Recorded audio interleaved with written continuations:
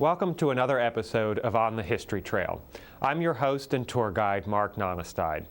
On today's episode, we will explore the world of antique radios. Radios hold a special meaning for many Americans. An older generation can remember a time when the radio, and not the television, was the center of entertainment. People would gather around to listen to broadcasts of Little Orphan Annie or The Lone Ranger.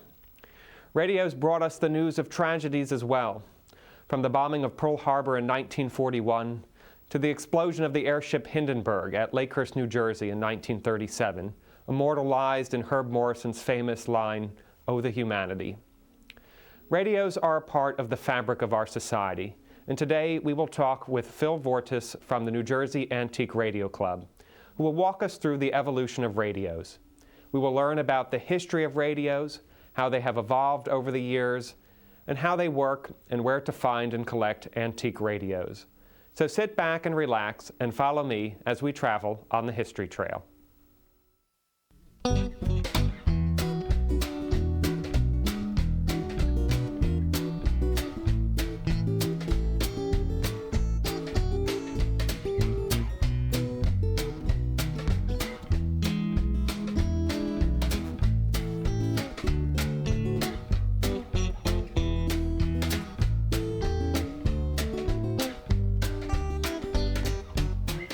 Welcome, Phil, to the show. I see you bought a great collection of antique radios. I wanted to talk about the history of radios, and I understand this is one of the earlier models. When does this one date to? This one is from the 1920s, the early 20s, and this is before you were able to plug radios in your wall. These radios required batteries, and they were fairly good-sized batteries, and they were kept outside of the radio. They had to be charged every few weeks, and these were called three-dialers because of the three prominent dials in the front, and they were a bit tricky to tune in because you'd have to turn each dial separately to bring in a station, and then trying to remember what the settings were for all the three dials was pretty difficult. So everybody would buy a logbook when they would buy a radio of this vintage, and put down the numbers in the logbook, and that's how they could find the station again the next day. Okay, and I see that on the dial there are these numbers that are on there. So they would tune in to the station and then copy the numbers that are on each one of those dials? Correct. Okay. And it's battery powered, and this one is from Asbury Park, New Jersey. Is that that's so? Correct. This is a local New Jersey piece. Right. Our club tries to collect, especially radios that were manufactured in New Jersey. Do you know how many were being manufactured in New Jersey at this time? No, quite a few though, because in the 20s it was there were just hundreds of manufacturers that blossomed out at the beginning of radio. And the speaker for this radio, where would that have been? That would be an option, and many people would just use headphones. The speaker cost extra, and even the tubes cost extra. So you would buy this radio for maybe $80 or $100 in 1920s money, and then you'd need another $100 for the tubes, and then the speaker would be another add-on. And then they sold accessories like antennas, special antennas you could use. So it was a pretty expensive hobby at the beginning. And where would the headphones plug into all of this? Well, usually in the back there are jacks, and if not, then you could put them. You would connect from the top, because the top on these radios opens up. Okay. And, you can get access that way. Okay. And where's the on and off switch on this machine?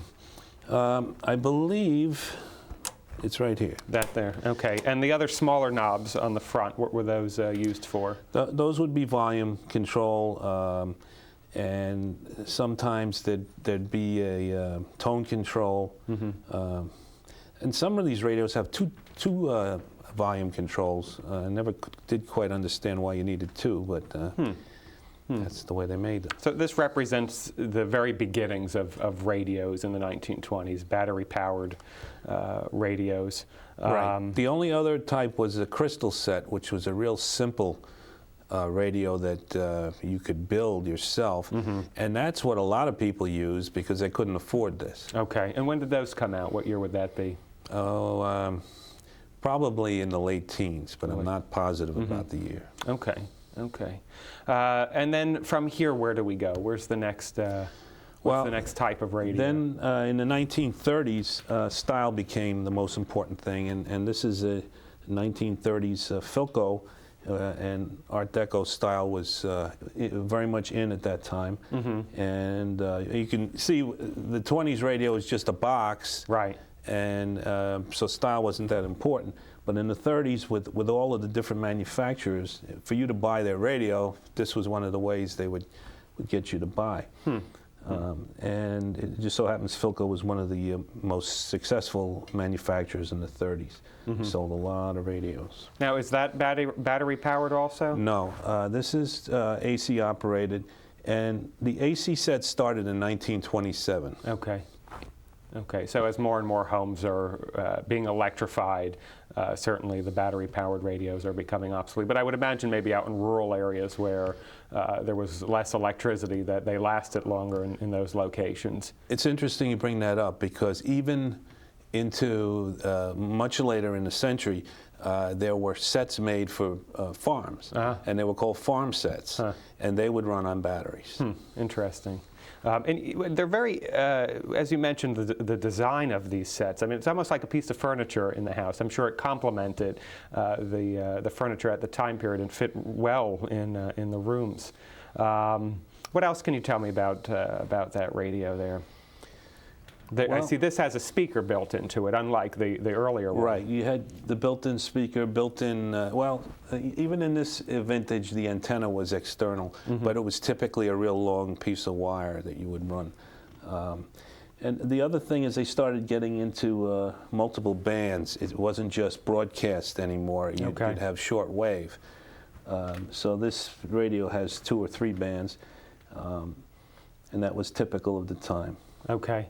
And the dials, certainly there's not as many dials as we see on the earlier example. Right, because they finally realized that for tuning, they could put all of the mechanics of these 3 dials on one shaft, so that when you turn one dial, it'll do the whole job for you, and that's why it got a lot simpler. Okay, so that they're developing new technology and understanding how to better design these radios. And then from the 1930s, what's our next example that we have here? All right, for the 1940s, I brought this table model, which is made out of Bakelite. And as you can see, the style is still very much Art Deco. And but the radios were although they had big radios, they also had these smaller ones, which were welcome in the home because this really does take up a lot more room. So this is a typical table set from the 40s, and it's made of Bakelite, which was a very popular material at that time. And typically Bakelite is usually only dark brown, so this is what you would see with a radio from that era, is dark brown. Okay, and that's also plugs in? Yes. Plugs in, there's fewer tubes needed, it takes less power, and but I'll tell you the truth, these bigger radios sounded better. Really? Okay. So. Do you know the average cost of the radios? You mentioned the cost of this one from the 1920s. Did they get cheaper as time progressed? They got cheaper. I'm not sure what a radio like this would cost in the 30s, but I believe these were probably $20, $25 in the 40s. Okay, so certainly something that everybody could afford. Now, you talked about tubes, and so tell me a bit about how they work. And I see you brought in some vacuum tubes, and I guess that's the heart of these machines. Right.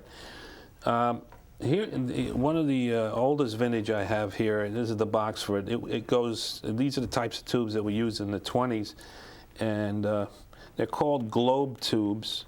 This is typically the way they looked, and they look a little bit like a light bulb, incandescent light bulb.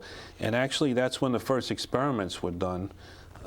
with light bulbs and changing the components inside the vacuum and seeing what would happen.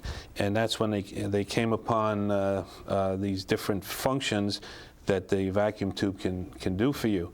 And so this is from the 20s, an early tube, and typically they would have 4, 5, or 6 pins on the bottom, and the way that you wouldn't make a mistake plugging it in is each pin was a different size. Ah, okay. Okay. So foolproof. Yeah, they were foolproof that way. Then the next step, they came out with the shoulder design, which here you can see the shouldering on the tube, and they went to using a key on the bottom, which made a lot of sense. That way you couldn't make a mistake either by having it keyed. And they needed more than 6 pins, and not this tube, but many tubes had up to 8 pins in this era. So this was their way of having more pins and not making the mistake by using the... And how old is that tube? This is from the 1930s. The 30s, okay. Okay. And then in the 40s, they kept miniaturizing them, and this was a typical size. I mean, there were bigger ones and smaller ones, but this is a typical size tube in the 40s. And one of the things they tried in the 40s was making tubes out of metal instead of glass. So this is a metal tube. But they were only popular for a short time, and then they went back to glass, and I don't exactly know why. And then in the 50s, they shrunk them even more, and this is a typical miniature type tube in the 50s. And what exactly is inside of there? How do they work? Well, I don't know how much detail you want me to get into, but all the tubes would have, or most of the tubes would have filaments in them, so they would heat up. And then there would be a plate, what's called a plate and a cathode element in the tube. And when they heat up, electrons would flow from one electrode to the other. So the other component that they added in later was called a grid, and that usually has perforations in it. And that component allowed you to vary the amplification. Okay. And so that was another big step in the vacuum tube. So typically, how many tubes would one of these radios have? Do they vary over time? Well, by the 40s, it was pretty much 5 or 6 tubes. Okay. And they even started calling them the All-American 5 radios. And like this would be in that category. And so would some of these from the 50s over here that we haven't looked at yet. Back here, you could have up to 9, 10, 12 tubes. And here, let's see, what do we have? This one has 5, but there were radios from the 20s that would be twice as long as this that would have 8 tubes. Really? So. And each tube has its own specific purpose. Is one sort of dealing with the amplification? Is one tuning into the frequency? Is that how it works? Well, this radio works different than the radios after it, because there was a big improvement made in the design of the radio by a fellow named Edwin Armstrong. He came out with the super heterodyne receiver, which is still used today in radio, and he did this, I believe it was in the 20s, or maybe it was even the teens. And with that kind of radio, what you would have is you have your signal come in, and then there's a mixing tube, and the radio would have its own oscillator, its own inside the radio. And what they do is mix the signal that's coming in and this oscillator in the radio, so that when you turn the dial, you always get the same frequency, no matter where you tune it. Now you would say, why do I want to do that? The reason you want to do that is so that you can have circuits that are tuned to that one frequency and they can amplify. And so that frequency is called an intermediate frequency, or IF. And that's the way all these super heterodynes work. And then there's tubes to amplify and detect just the audio signal. Okay. And so that by the time you get to the end of the circuit, you've got just the audio signal to go to the speaker. Okay. So from the 1940s to the 1950s, yes. These are the early plastic radios. Right. And of course... Still tubes? Yes, most of them are tubes. Of course, with plastic, the big thing was you could have colors. And so here's an example. We have green and some, I guess that's a rust color. And of course, this one's black. But these are all plastic. But the small radio I have here is, this was the big change in technology. This is when we went tubeless, and now we use transistors. Okay. And what year is that? The transistor was developed in 1947 at Bell Laboratories right here in New Jersey. These radios are, well, maybe they're 1955 they came out. Okay. And transistor radios was one of the first things that used transistors because they didn't have to be very powerful. And, so Phil, tell me about the New Jersey Antique Radio Club. Well, the club was formed in 1992 by Tony and Kathleen Flanagan of Freehold, New Jersey. Okay. And they started with about 15 members. Okay. And how many members do you have today? Today we have over 200. I think we've been all the way up to 220 at times. Yes. Great. And what are some of the programs and activities that the club sponsors? Well, the club meets once a month, the second Friday of the month at 7:30 in the evening in Princeton at the Sarnoff Library, which is used to be the old RCA laboratories on Route 1. And at our meetings we have a technical talk usually, or a film that we would show, and the talks would get into different aspects of fixing radio or fixing the cabinets and so on.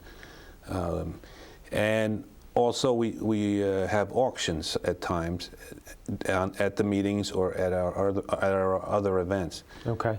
Okay. So if I have an antique radio that needs a tube, is that something that the club can help with? Yes, because we have these different programs, which one of them is a tube program. And we have, I've heard the number 10,000 tubes the club has. And they're all cleaned and tested and boxed. They're all used, or most of them are used. And then we sell them to club members for a pittance, like $1 or $2. Except for some specialized tubes which are worth a lot of money, then maybe we'll get $5 or $10. But typically it's like $2 a piece. And so that's an important program.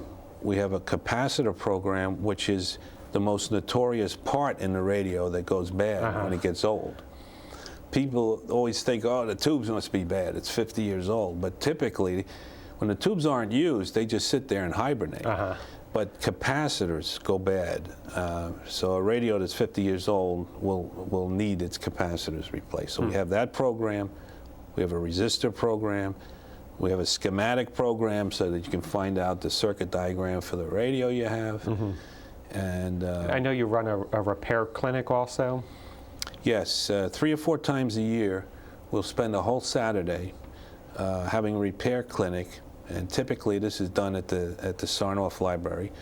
And every other time it's open to the public, so we get some fresh people in who... I have to tell you, I participated in the repair clinic. I have a 1920s freshman masterpiece radio, very similar to this one here, and I had brought it down to the repair clinic and was just wowed at the attention that I received bringing this radio in. Somebody printed out a schematic of the radio. Another person cleaned it and looked at it and tested all the tubes and put put some new wiring on it, and I think it's a great service to people who have an interest in old radios, and so I'm a very impressive program that you run. And what other activities? I also understand that there's a museum that the club is involved with. Yes, we're lucky enough now to have a museum in Wall Township. It's part of InfoAge, which is an even bigger entity, which has many different clubs involved. And InfoAge is a science and learning center, and it's growing and building. And we're lucky enough to have a museum there. And our museum's address is 2200 Marconi Road. Okay. Now, what more could a radio club ask for than having an address like that? Yeah. And I understand the buildings too are historic. They're part of the Camp Evans, the Marconi, one of the Marconi wireless stations. That's right. Yeah. So one of the buildings on the premises is the Marconi Hotel. It has 60 rooms, and it's a very impressive place. And that's one of the areas that they're trying to restore, and they're successfully restoring. And it's all being done by volunteers, so it's an amazing thing to watch. Great. Well, let me talk about collecting antique radios. Are there members in the club that have specific interests? We talked about Bakelite. Is that a specific category of collecting radios? Yes, we have many different areas that people are interested in. Like there are people who only collect what they call battery sets from the 20s. Okay. There are people that are only interested in the 30s Art Deco design. There are people that only collect transistor radios. And then there's a group that collects military receivers. And these things are, if you can imagine how well those things are built for the military and how heavy they are, they have the nickname boat anchors. And so there's many different areas, and plus some people might just be interested in displaying the radio. They don't care if it works or not. Some people want to find out how to fix them, so of course our clinics are good for that. There's other people who are only interested in refinishing wooden radios, or finishing or cleaning up the Bakelite, which is a little tricky, by the way. So where's a good place to look for antique radios? Is it flea markets, garage sales? Certainly the club sounds like a great resource. Yeah, well, those are certainly places you can occasionally find them. Another place that's got many of them now is the internet. You get on eBay, and you can just put in the model you want, and you'll probably find one of those eventually on eBay that's up for auction. But we have swap meets 3 times a year where all we do is buy and sell radios. It's not just radios, though. It's radio, antique television, phonographs, and all those related things. So if you're looking for your first radio, I would suggest you come to one of our swap meets. Is there a more desirable type of radio? Well, what's the hot sort of collecting category with radios? Okay, well, there are some hot collecting style radios. Typically, Art Deco is more popular. Okay. And there are a couple of different materials which are not shown here today that were used for radios. One of them is called Catalin. And I guess it looks like a plastic, but it usually has a swirl and a lot of color to it. And those radios are worth a lot of money, and typically $500 to $1,500. And the reason is they're so colorful looking, and they didn't hold up well, though. They would shrink and crack. So that to find one in nice shape, that's one of the reasons that they're so expensive. So you're talking a bit about prices. What are some of the price ranges for antique radios? I mean, what would one of these radios from the 1920s cost, or what should somebody expect to pay for it? Well, this radio like this would go at one of our auctions for about $50. Okay. And I mean, there are exceptions. There are, and I think one of them is there's a freshman masterpiece, which would go for more money.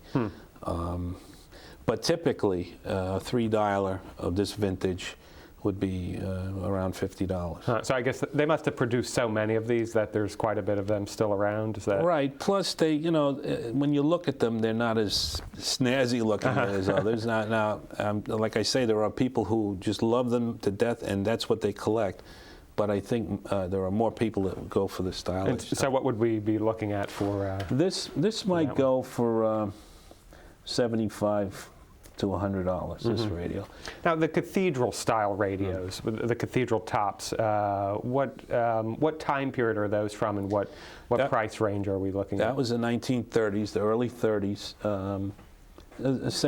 Same vintage as this radio. Okay. And those would go for a little more, typically maybe $100 or $120. And when they're restored, now I'm talking about rough now. Okay. Once they're restored, a cathedral will go for $300, $400. What about the Bakelite and early plastic radios? They're a little more reasonable.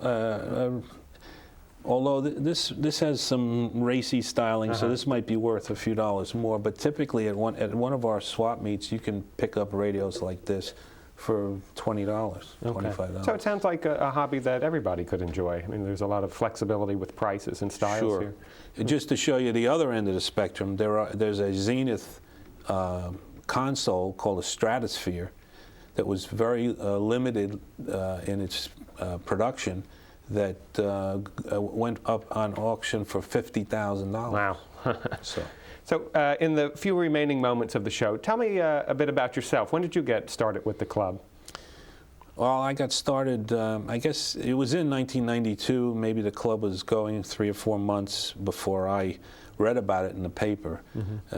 Tony, the founding president, was smart enough to advertise, and it caught my eye, and I went to one of the swap meets, and I was sold from the very first day. What's your favorite type of radio? I tend to like the Art Deco wooden ones from the 30s. And do you know how to repair them also? Yeah, and that I feel good about that, because that's really a lot of the fun, is repairing them. Yeah, I have an electrical engineering background, and I dabbled with radio and phonograph repair and TV repair when I was going to college.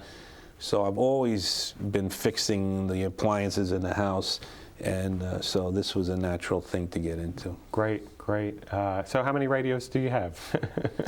Yeah, this is the problem. Once you get going, it's hard to stop. And I have about 200, and that's nothing. I mean, there are people in the club that have 1,000, 2,000.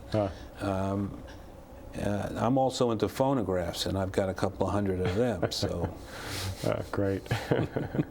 Well, Phil, I want to thank you for bringing in this wonderful collection of antique radios and spending the time to talk to us about the history of these pieces and about collecting them and sharing your knowledge. We appreciate it. Thank you. You're very welcome. Well, I hope that you enjoyed today's episode, and I invite you to learn more about antique radios and radio collecting. The New Jersey Antique Radio Club meets at the David Sarnoff Library, just off of Route 1 in Princeton. They also hold special events throughout the year and operate a museum at the Marconi Transatlantic Station at Camp Evans in Belmar. For more information, you can contact Phil Vourtsis at 732-446-2427 or on the web at www.njarc.org. And of course, you can always post or send a question to the East Brunswick TV website at www.ebpl.org/EBTV. Thank you for joining me, and come along again as we travel on the History Trail.